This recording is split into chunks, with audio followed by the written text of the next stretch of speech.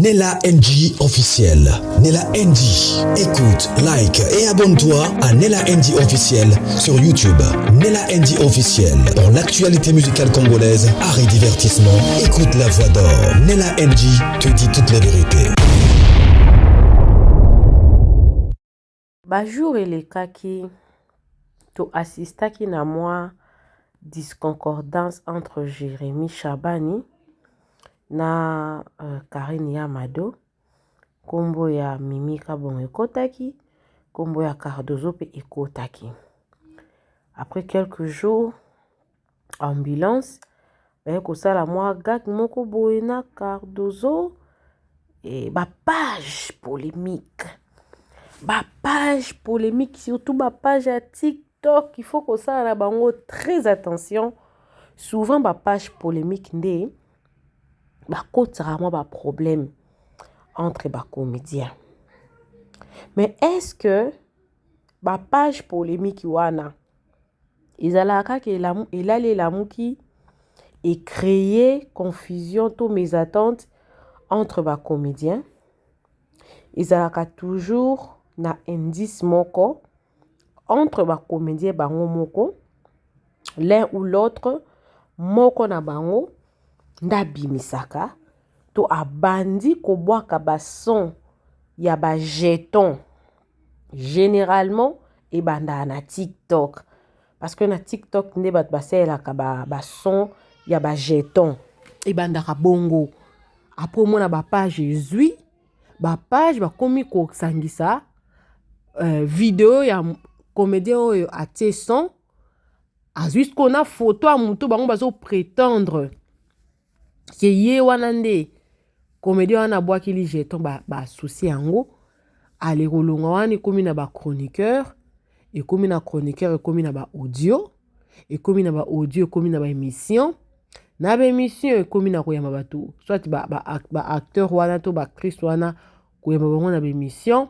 moto epeli ba émission yebele distraction koti et bandara bongo eleki une semaine passée toti ko assister na moko na biso ka ba chroniqueur na kombo ya Gola ayaki na iloko moko non Jérémy na Liza bakabwani et tout Liza tongaki soki Jérémy biloko moko a bongo ba page Jésus wana kutu ils avaient écouté que au page imaginé c'était vraiment chroniqueur moko aye na likambo clair et net à lobby yango ba chroniqueur mususu pe bazui bandi ko sela pe ba analyse et puis ti Jérémy asalaki audio yango pe salemi be émission likambo yango pe esili mais apparemment likambo yango esili penza te po ezalaki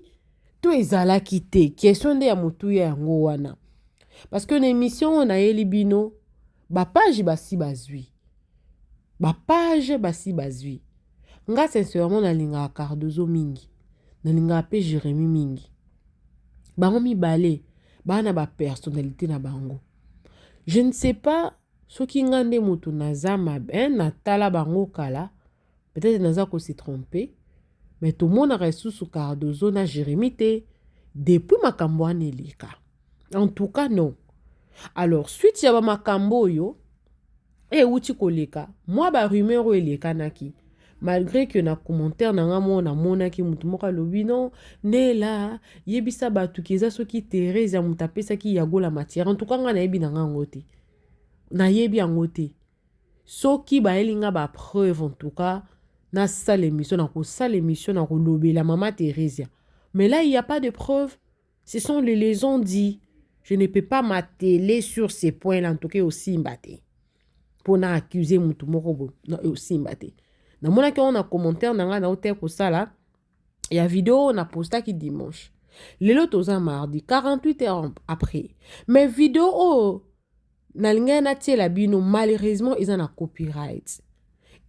copyright muta tie vidéo wana eza Cardozo atie yango na page na ya TikTok ba page polémique pe ba commenter pe ba republier yango na photo ya Jérémie. Malheureusement eza nzembo ya wera.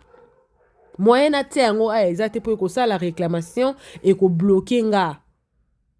Mais est-ce que Cardozo a boakeli Jérémie Chabani jeton po yemo pa bande ko répondre na ba commentaire a batwana à partir ya son ya utiliser ki ya nzembo ya wera.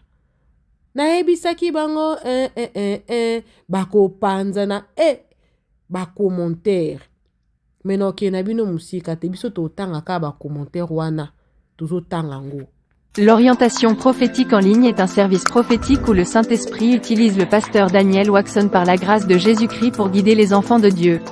Vous entrez dans notre studio face à face avec l'homme de Dieu pour des prières d'orientation et de délivrance. Shalom ma soeur, shalom mon frère, c'est pasteur Daniel Waxon de l'église de la Trinité du Dieu très haut en Afrique du Sud. Nous sommes un ministère de guérison, de délivrance et de messages prophétiques. Nous avons ici un service très important sur l'interprétation des rêves. Nous interprétons les rêves de nos frères, de nos soeurs de différents coins du monde. Mon numéro de téléphone WhatsApp c'est plus 27 62 791 6167. Veuillez me contacter pour qu'on puisse prier ensemble. Que l'Éternel Dieu Tout-Puissant te bénisse. Shalom. Rendez-vous sur notre site www.jesuschristthehealer.com pour vous inscrire. N'oubliez pas que la distance n'est pas un obstacle. Jésus-Christ vous aime. L'interprétation des rêves et les prières de délivrance est un service prophétique qui déverrouille les messages cachés de Dieu à travers les rêves. Ne vous précipitez pas pour interpréter. Nous le répétons, l'interprétation des rêves et les prières de délivrance est un service prophétique qui déverrouille les messages cachés de Dieu à travers les rêves. Ne vous précipitez pas pour interpréter vos rêves, tout le monde ne peut pas interpréter prophétiquement ses rêves. Contactez un homme doué de Dieu. Rejoignez. À très bientôt. Nauti kolobela bino ke nzembo wana eza nzembo wera. Nebisaki bango bako panzana. Sikoyo atie photo na ye na princesse. Atie photo na ye na princesse. Azui son wana ya nzembo wera atie ango. Nzembo wera wana eza déclaré. Eza déclaré. Ale batu sikoyo bandi ko commenter. Tant bato andi ko commenter na supervision ya Cardozo. Donc c'est elle qui était en train de superviser. Elle supervisait comment? Elle faisait un peu l'ironie. Les pages, bon, dans d'autres commentaires, elle faisait un peu les blagues et tout. Dans les commentaires, pe mususu pe, azo sa loko la ironie. Mais na ebite soki asaliango intentionnellement. To eza coïncidence. Mais to kende pe pa eto zonge pai. Cardozo pe aza mille esprit, hein. Cardozo aza mille esprit. Nyamane tumba. Abanga mutute. Afandika aboye. Coïncidence kaka nzembo ya moya wera. Et la ene hebisaki bango nzembo eza. Je vous rappelle que atiango il y a un jour. Un jour et koki lelo. C'est-à-dire que dimanche, c'est les cas qui bavo et bimaki, l'obinda tiaki ango, les londé. Mais biso te ebi que Lisa na Jérémie, elo kwezate. Elo kwezate. Mais pourquoi son wana? Eza coïncidence? Asali ango nanko? Na ebite. Nga na otangela bino ka ba commentaire ba tu mususu ya ba page. Ya bato mususu eza ba page te na ya ye moko Cardozo. Est-ce que question eza boy? Est-ce que eza ba fan na ba page de ba tiaka bato na confusion? To eza bango mo ba comédien nde ba luka ke moto eya epela. Est-ce que eza hypocrisie? To eza coïncidence? Parce que là, elle fait semblant. Est-ce que ba question c'est belé aoluka porte d'entrée pourtant mutu mususa koya ko répondre boye na moi son pe kaka po bango bakenda ka na ba son tosi to timbeli bango bakenda ka na ba son moto epele su makasi to nini en tout cas na mutu na nga penza ba question eza ebele mais lokola toza na biso na ba preuve eza nango eloko moko te ke to créer yango te zali na ba preuve na nga ba commentaire nga na bando tangaka ba commentaire nazo tia pe ba commentaire na nga en même temps analyse nde toke nango bongo bino pe tango bolanda nga bopesa nga pe ba vie na bino na ba commentaire c'est fait exprès avec ironie pour créer le buzz pour la robwaka jeton pour la kolakisa nini parce que Cardozo za mwana mukete. Bon, de toutes les façons, peut être que et qui est nango ka bongo. Linda Liki. Linda Liki makasi. Nase anzembo wana. Na hebisaki bango bako panzana. Mutu moko akomante mbala moko Jérémy Ndoki mwana mabe. Cardozo a répondre mbala moko alobi Jérémy asali nini po ofinga e bébé. Sa réaction était très bien au début. J'avais beaucoup aimé sa réaction parce que batu balingi ko mélanger makambo. Ba moko azupi ba réponse n'est très bien mis l'esprit. Balingi diffusion trop. Congolais motema mabe mutu asale li lisusu. Mutu asale la lisusu santé. Moto mususu a commis question de la gloire. Na sepela qui vraiment en tout cas na sepela ma casse na réaction à Cardozo parce que quelle est la relation au ezali entre son ya Cardozo na makambo Jérémy. Tozo ça l'analyse son ana e coïncider kaka na mauvais moment na mauvais endroit au mauvais moment voilà. Na mauvais endroit parce que ils pas Cardozo na Jérémy ba juste ba benda déjà moi ben étincelle na mauvais moment parce que Lisa na Jérémy mo ba nungu ezalaki allez directement attention à battre kemba la moko oyo kozala kaka jeton ya Jérémy. Cardozo merci pour la réaction o eza vraiment mis l'esprit ozo sala sembla to nini si yo moko pe oza victime ya matongi ya tantini Jérémia atonga yo mabe makasi yo pe na ye bosolaka lisusu te diffusion na TV nini yo pe boza bandoki bino. Alors à partir ya réaction ya Cardozo baye ko rappeler likambo na oti ko betela bino wana que Jérémy na Cardozo moi moto eleka esuste à cause de makambo to assistaka on a début année je crois qu'il entre mai ou juin année de makambo ane zaki na ba Karine ya Mado nde mutu azongisi na ba sens na ye zomona so wana soki esalemele nango na mutu moko aza na ye mutu théâtre te elingaki ezala normal eza nango son et tout mais lokola na mutu théâtre batu babendi boule mutu théâtre pe wapi bayoka na resu na Jérémy te ndenge bomoni na commentaire wana bon batu daya so basi babenda na déjà bofanda ndenge nini parce que miteme eza déjà ya kobeba Kadia Pemba peke pendant la nuit ya liboso eza yo bafani ya Bellevue problème nini na ba comédien ozui réponse de la gloire ozui boyo kakape soni oui. Réponse à Cardozo, est tellement bien. Parce que moins de réactions à Cardozo. Lelo tolnga to assister sous na moto. Mais nous avons conseil non pe sa Cardozo. Na suka émission nanga. Nous avons conseil non pe sa Cardozo. La réaction est bien, réaction est très bien. Nzembo pesa bien, mais Nzembo est utilisé na moment il fallait que ça la utiliser te. Bon. Aza obligé te ya kolanda. Bon en fait je ne sais pas, eza tellement na ba nuance ebele likambo que Et ça la neti kaka Cardozo a penza innocente. Yo saint ou sainte kotalo la bozo finga me azo matakaka. Ozui e bambi yo bikoma koma merci doze. Oh, osumbi ozomona. Donc, eza na ba artiste na biso a osale loko. Après fana ya réagir, to page polémique ye réagir, et boti likam. Sangwango kilo sangwango kolela sangwango somo je suis brisé. Cardozo zongsi, Seigneur donne-moi la force, Madozo, le temps de makambo, love you. La diva congolaise eza page.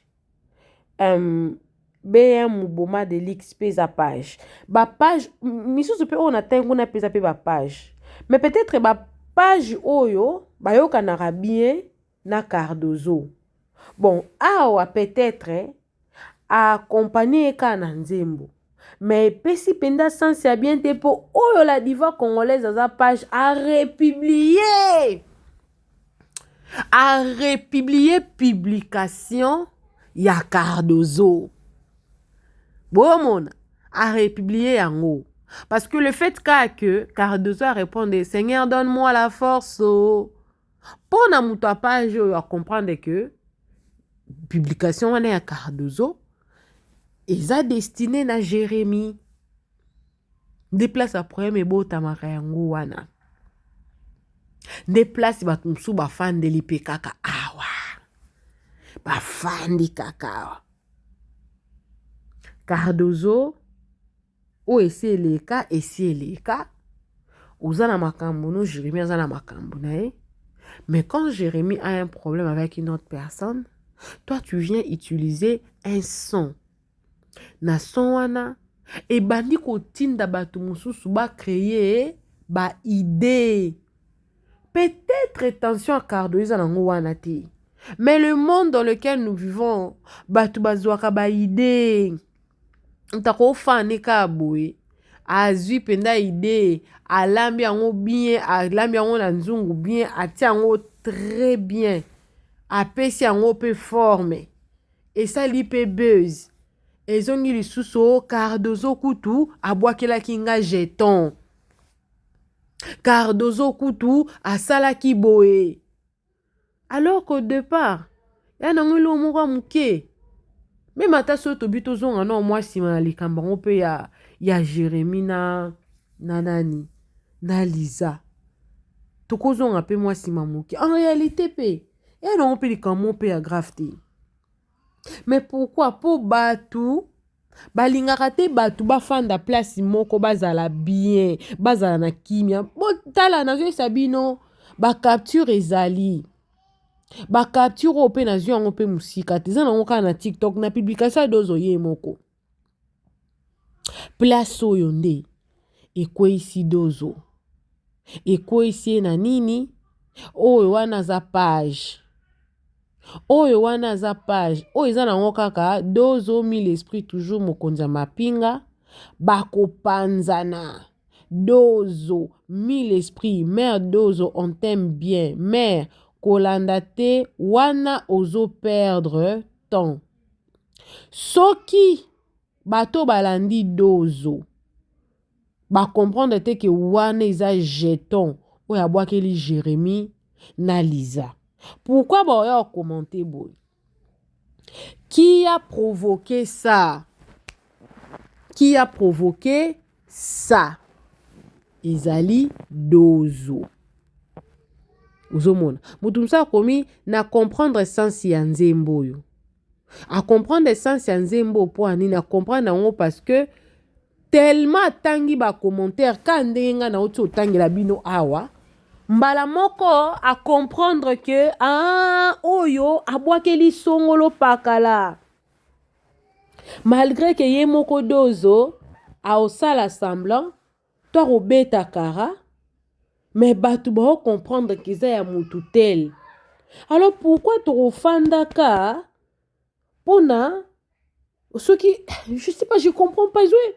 Et les kelanga parce que na makamba mike boyende ebenda baproblème dozo na biso bandeko charisme elali awa bapanzani deja bebe bapanzani te mpo bazalaki na tournage tomonaki nani oyo il s'appelle encore comment bato ya Jérémie kaka baoloba SB ça tourne déjà so bosisi kosala bakabla bido et tout boyebisa biso ça tourne déjà des histoires comme ça donc bapanzani te soit Cardozo ayebi o biso toyebi te mpo ezalaka nango kaka bongo mpo bango bazalaka na bango kaka na basongisongi yaya bapanzani deja basi bapanzani bebe mama bapanzani makasi omoni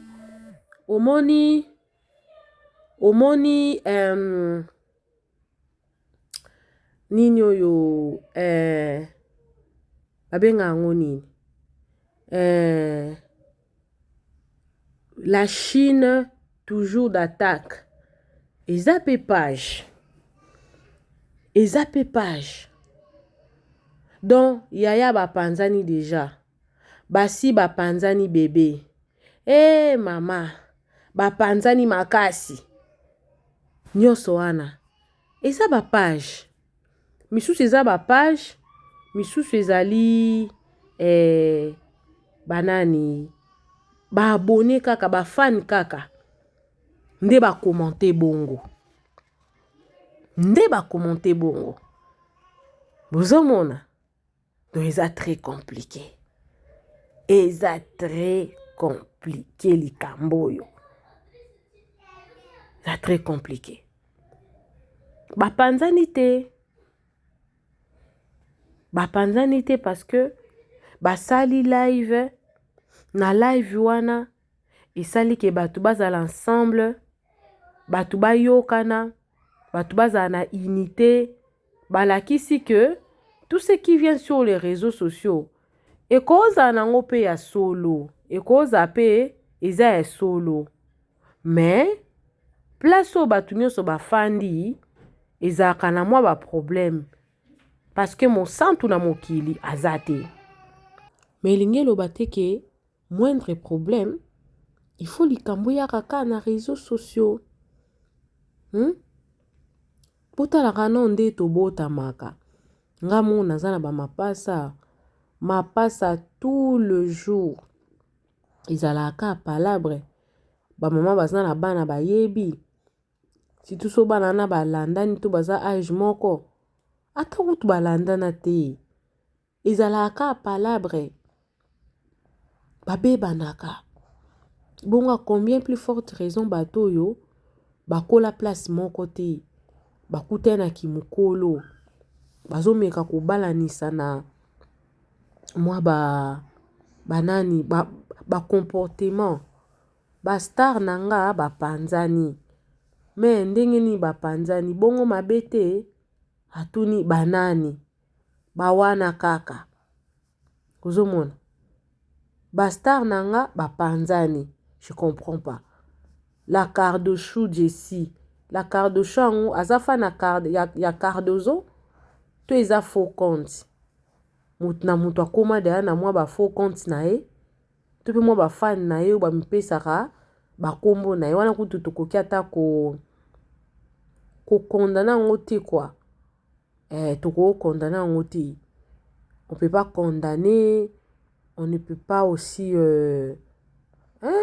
tokotata maloba te quoi tokotata maloba te on rien pour eza normal star na star azala na bato na ye bazalaka wana mpo na ye mais est-il que mutu a créé eloko mutu a créé something mutu a créé nungu mutu a créé bapage bazwa biloko eza Cardozo sur une question qui pouvait akokana na ye mpe kofanda atali nango mpe kaka boye eleki nango ozomona eleki nango bapage babandi boye lobi te lobi okuna te ekoma na YouTube parce que son wana ezotambola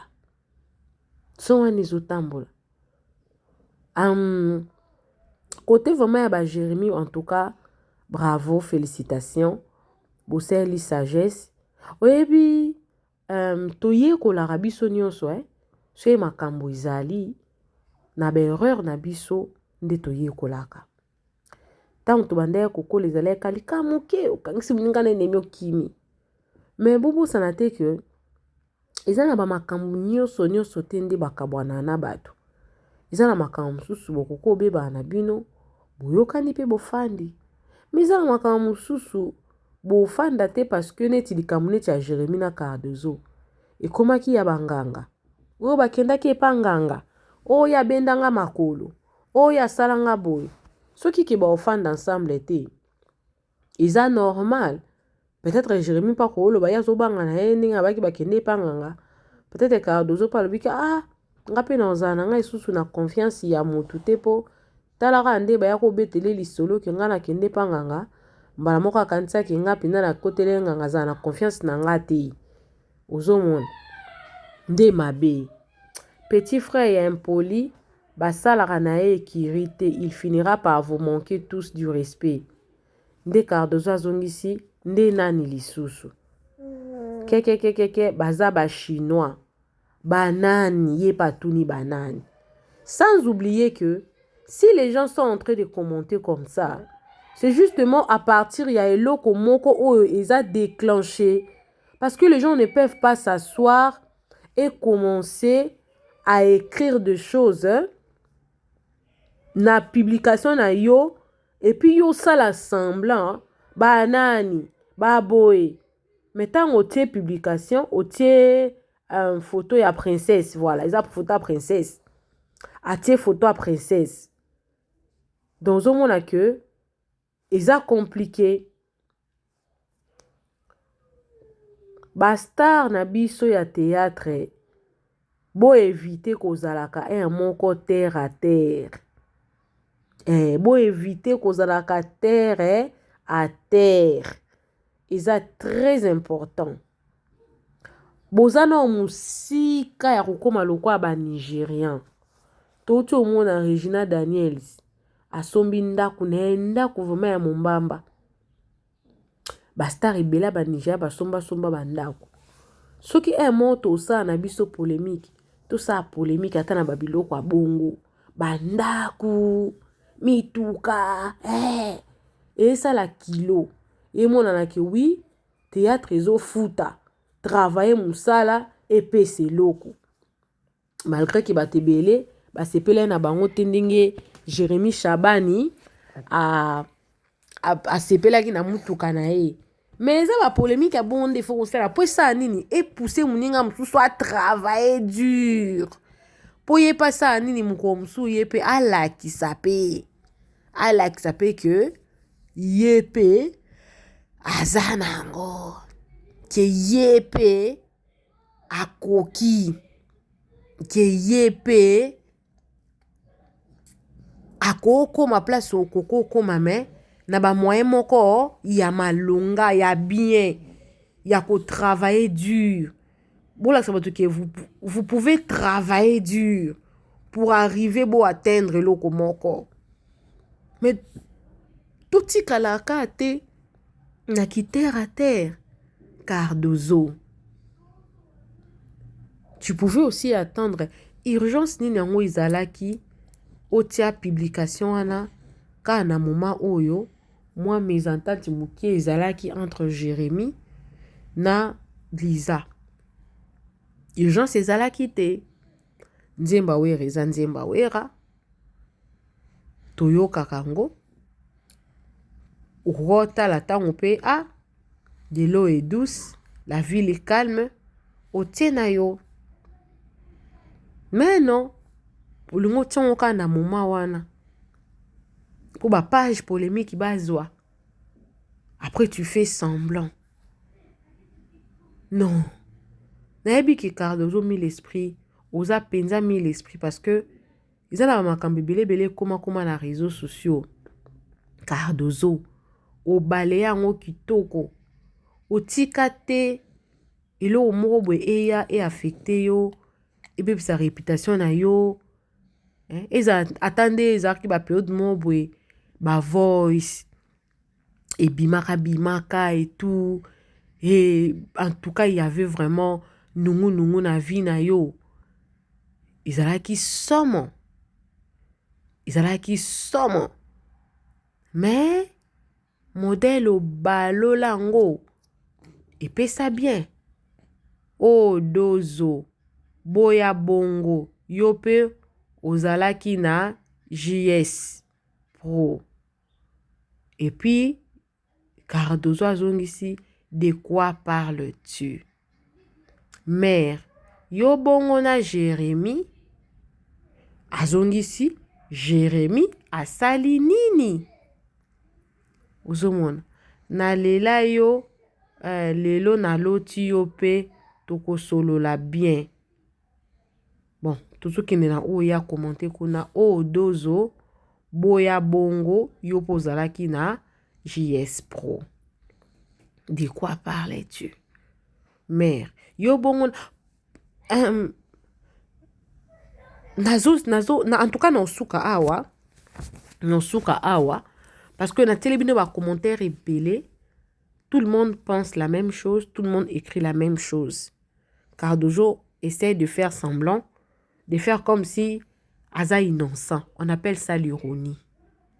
Ironie. Alors ça, la ironie, mais en soi, elle est contente, elle veut faire parler l'opinion, elle veut amener une polémique. C'est-à-dire que beaucoup de personnes viendront condamner des personnes qui, comme moi, je suis en train de faire mon analyse ici, Bakoya, Botika, Bongo, Total à filmer. Alors que comédien baza ebele. Comédien, oui, si la zali, tolinga asila, mais c'est toute une communauté, non? C'est toute une communauté. Comédien baza ebele. Ce qui fait que ma problème pesa ebele. On ne va pas seulement parler d'une seule personne, on peut parler aussi d'autres personnes. Mutloko la Cardozo boy. To si ka problème au mkie kuna. Yeyo Cardozo a créé Moussou Yassika. Donc c'est comme si bango moko ba comédien balinga makambo si la te balinga makambo ezala et persister balinga makambo ezala kaka. Donc mutuko Cardozo a joué kitoko. Cardozo mikolo na otala a joué kitoko. Nge kuna c'est l'émission. Nango pour mikolo tout ça ka ba côté positif. Mais n'empêche que ce que le kwana yé moko likamuta créer un otoloba te toloba. Donc à vrai dire Cardozo nga na otikala na analyse nanga. Soit asali yango consciemment. Bon, nazozala vraiment, nazozala, il faut naza sincère envers ngamoko. Je ne pense pas que Cardozo ayeba kelo kwazo créé wana te. Je ne pense pas. Cardozo ayeba ki très bien et lo kwazo créé. Que son a beti boy eza boy. Son a leki boy eza la boy. Son a tourné boy ezala boy. Son a niati boy et pesa boy. Aye baki. Le problème est pourquoi ceux qui likambo ezali okobe tango karaté toko boma moto te. Il faut repérer sa moto. Après na suko ya oloka o jouer la victime. O jouer le roi yosa victime. Bon, ceux qui ont poto condamné Jérémie, que Jérémie a yeba kofanda na ba touté. Jérémie. Tikaye. Soka yebi kofanda na ba touté. Tikaye. Plutôt que ezalelo moko e créame boy ndenge loko e créame boy. Nason ya wera na o rappelé bino ke moyen na tia eloko wana ezate pour ceux qui na tia yango eza réclamation zanzembo wera. Mais ceux qui boye binzembo ngo ba yemisaki bango bako panzana yango wana ekoti un jour passé bomona même commentaire eza un jour passé un jour one day donc eza lobi nde atiaki yango donc eza mosika te mpo dimanche nde tozalaki na problème dimanche nde likambo wana esali nyonso ese résoudre donc lundi nde apubliaki yango to dimanche kaka na pokwa wana to lundi donc elle a fait sciemment ayebi eloko asali ayebaki eloko azosala asali yango te mpo que non elle était ignorante to eza son ya nzembo autilize yango na moment mpe na temps oyo makambo ezali oyo que alamusi mpe bato pour dire que moi aussi j'étais dans la même situation que bon nakati eza ke entre parenthèses hein, je reviens dedans pour na s'expliquer bien Lisanda tongaki Jérémie mais tant makambo ba Cardozo ezalaki makambo ba Cardozo ezalaki ke ba Cardozo nde batonga Jérémie siko na kati wana soki ezaki toki nango na logique wana na monte place Jérémie aza mabe na monite na koba peut-être que c'est Jérémie qui est victime parce que même la o eleki wana et makinde bango nde bakendaki soit disait panganga bango ibimaki te que Jérémie atongaki non bozomona te que o ezaka ko créer ba problème c'est chercher des problèmes là où il y en a pas Cardozo ressaisis-toi. Je ne pense pas que Tchakinze Mboana, tout en ne sachant pas qu'est-ce qui se passe entre vous les comédiens, tu savais très bien, mais tu voulais quand même ajouter un peu mon pilipili, car n'engezala kaka, ce qui n'était même pas important, c'était même pas évident, parce que ça ne pouvait que créer que des problèmes. Na ba problème wana tango ko créer yango et ko zalaki ya lobaki bato balingaka babimisa soit matière à Jérémie soit matière na yo bakoya bakobimisa surtout que toyebi que c'est toujours entre vous nde ba matière yango ebimaka ezalaka entre bino na bino bolinga baninga bazala sali. Je ne sais même pas dans quel but. Oh, qui bat balingaka bat bazala sali. Moi, je préfère que bo sala ba concurrence ya musala. Bo travail ka dur. Bo laksara biso ba fruit na bino ya musalo bozo sala. Et sala waouh ezala bien, pesa bien. Plutôt que to koyara na ba terre à terre. Moni o eza terre à terre. O ezali terre à terre, donc au plus bas de l'échelle, c'est trop terre à terre. À un moment donné, ça peut qu'on répété. Kito côté, mama, kito côté, kitoko ata mokiete. Sagesse ezala kebele. Oui, Nathan peut-être à likamwana, ozwaka penza tenter. Il y a qu'à réaliser qu'est-ce qui se passe et tout. Vous aurez vraiment tenté. Mais na minute yo, au chose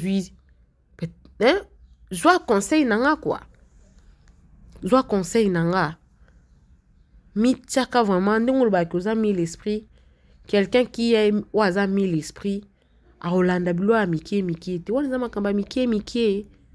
Tu pouvais même pas Ataku tout son wana et concernant nango Jérémie te makamba Jérémie te tu pouvais même pas utiliser les sons sachant que de là on allait toujours mélanger bange ba mélanger yo na Jérémie bange ba mélanger bino mbale kaka donc eloko wana esali vraiment mabe makasi esali bien te ata osaki on intention te que il y a créer polémique, tu vas pas générité, peut-être au Seranda qui compte après que tu utilisais ça.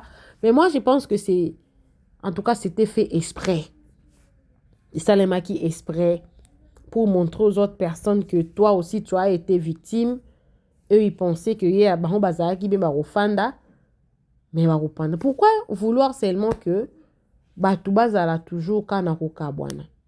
Vous savez, il y a des amitiés. Hein? Ngana yo peut-être ko simba te po ba esprit na biso esimbi te. Mais yena muto mususu nga alobisaka te wana esimbi nango. Parce que boye barake, en réalité dans l'homme c'est l'esprit. Ils ont la relation mususu esimba nango te. Peu importe ata bosende ba esprit na bino kokuta nango te. Mais na batu mususu ekuta naka.